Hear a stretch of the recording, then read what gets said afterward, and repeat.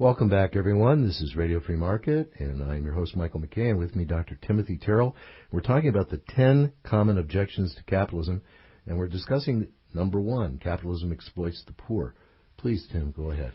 Yes, well, one of the misconceptions I think about capitalism is that the objections initially during the Industrial Revolution came from the workers themselves. And in fact, it was not the workers who came up with these criticisms of capitalism. The gentry, the nobility, the landed aristocracy were blaming capitalism for the fact that they had to pay higher wages to their agricultural workers. They didn't like the fact that workers were going off to the city and earning higher wages in the factories.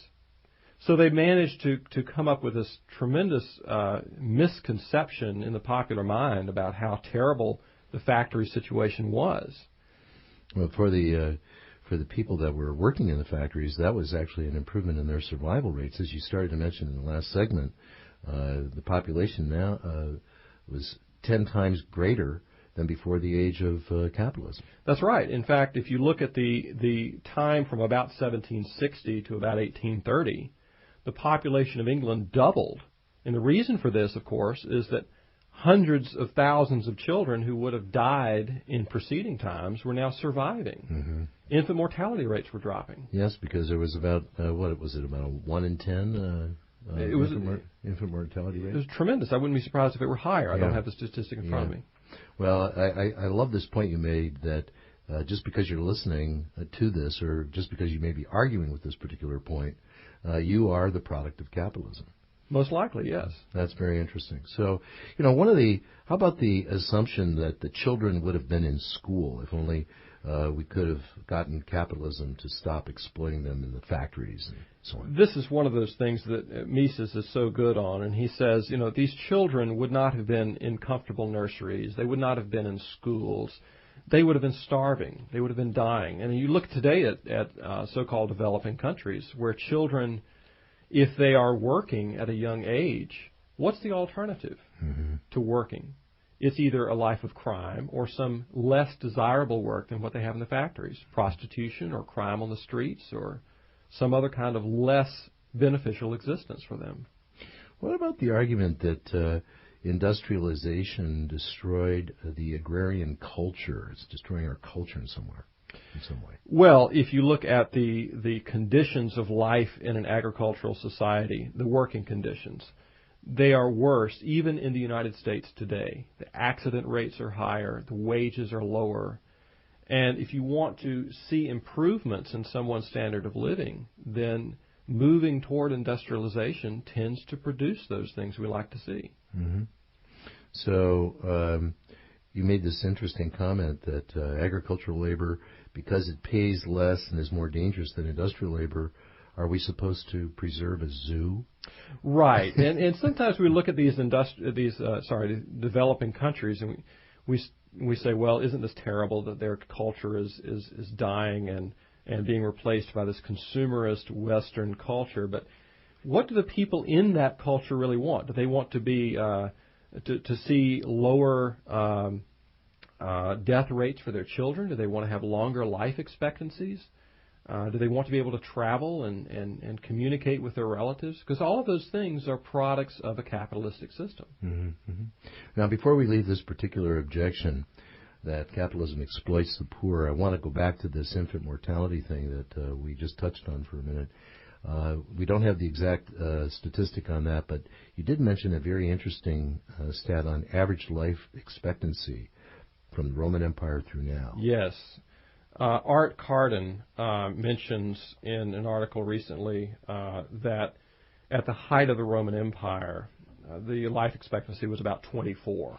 Wow. And at the end of the 15th century, he says, in Britain it was about 30. It was about 45 in the United States at the beginning of the 20th century. In the beginning of the 20th century? At the beginning of the 20th century. Very high infant mortality rates. I mean, if you survived childhood, you were probably okay. But there were such high death rates, communicable diseases and so forth, that would kill people before the age of 5. And then today, of course, we're pushing 80 for people born alive in the United States. Okay, so let's move on to the second big objection, that capitalism is unjust. How do you respond to that? Well, it's the idea of justice is a concept that anti-market critics will manipulate to their advantage. They will say, well, this is what ought to be. We ought to see this kind of wealth distribution in society. And yet, nature is stingy with resources. It requires our ingenuity as human beings to make something out of this world in which we live. It's difficult to get things out of the ground. It certainly is. Nature's not bountiful, as Mises says in another book of his called The Anti-Capitalistic Mentality. Yeah, you had a quote from that? Yes, he says that nature has populated the world with animals and plants to whom the impulse to destroy human life and welfare is inwrought. It's part of nature to destroy our existence. And we don't have an open-handed nature. We have to consider not a sort of manna from heaven source for our well-being that then has to be distributed properly. It's impossible, I think, to separate the creation of resources from the ownership of those resources. I like this part of that particular quote from Mises, that there's a delusion that nature has endowed a certain amount of stuff, and Yes. the chief problem is how to allocate it. Right. And that's a very interesting and telling thing, because if that mentality gets legs, people think, well, it's just a process of us figuring out how to allocate it, not how to get it. As though these resources create themselves. Right, and so we have to go to that next level of logic. How do we get it? Correct. You know, that's the important thing on that. So I love this point that you made. It is the skill with which we get from nature that brings us stuff. Yes. And so talk about wealth distribution for a minute. This directly ties to that. Yes, the concept of justice that anti-market advocates will use says, well, we have a certain amount of things that have been created, and it's almost as though they ignore the property rights over these things, that if I create it, then somehow it's up to the state then to distribute that thing that I've made to whoever needs it most, needs it in their minds, by their definition of justice.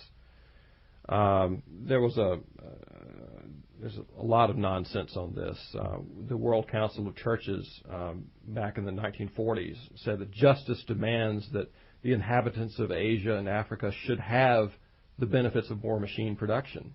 But we don't have a certain quantity of machines that then have to be distributed to the various nations.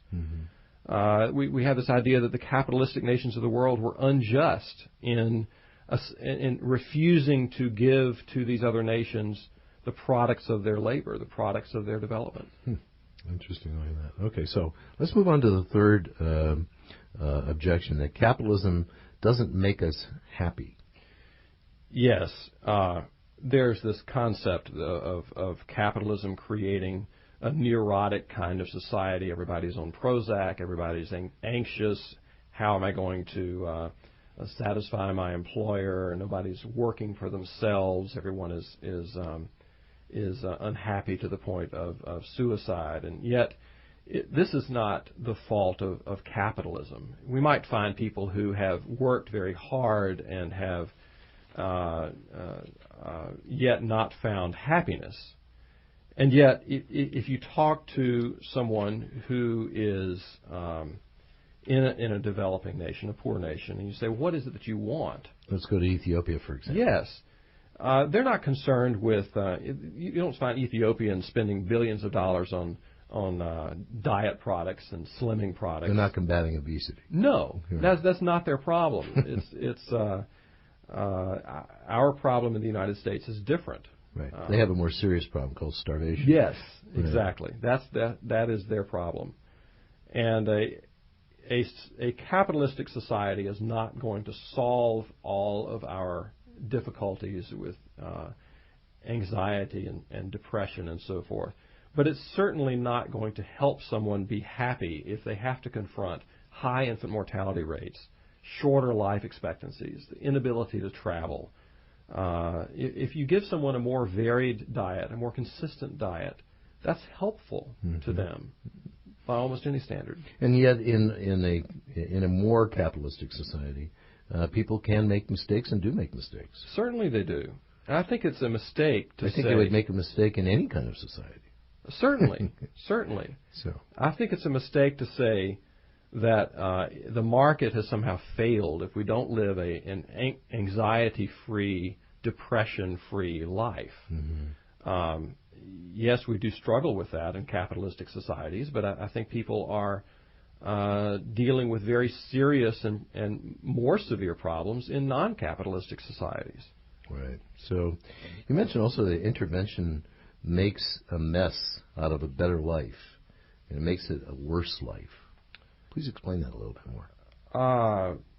Intervention will take a society in which people will do what they like and turn it into a society in which they're told you will do certain things because we think that this is appropriate for you. Or you can't do certain things. Exactly. Prohibition becomes the norm. Right.